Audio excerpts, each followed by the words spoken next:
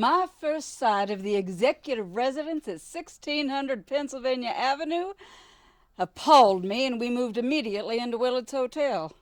So-called White House was anything but white, and resembled to my eyes a slightly glorified rural estate, which had certainly seen better days. I dubbed it the executive pigsty, and made immediate plans to do something about it.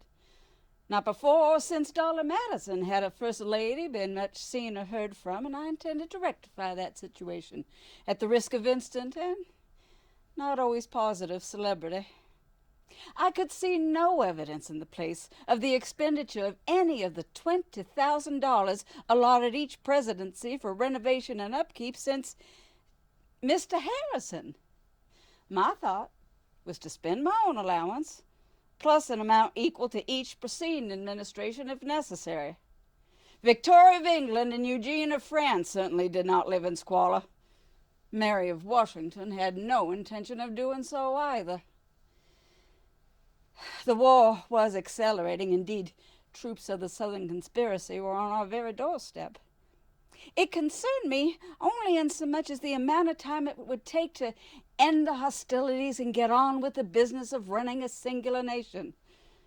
Politics may bring about war, but politics do not wage the battles. I wanted the war over and the much more interesting machination of political event to take its usual and interesting course. Besides, while my husband always had an ear for my view of political issues, he was little interested in my slight knowledge of warfare.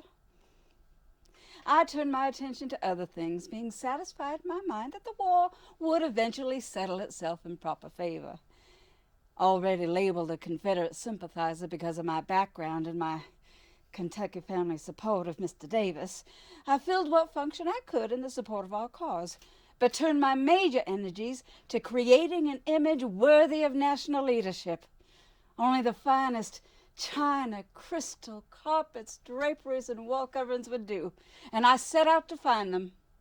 Accompanied by the Commissioner of Public Building, William Wood, I began a series of visits to Philadelphia and New York, seeking only the finest through merchants of considerable reputation.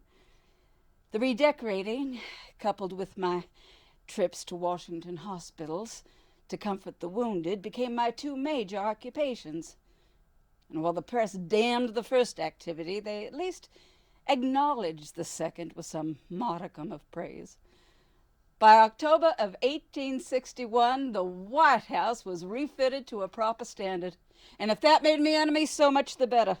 You show me a person of real influence who has no enemies, I will show you a person laboring under grand illusion. The war dragged on. I rose above it and became, in my eyes, a close to perfect figurehead and head of state.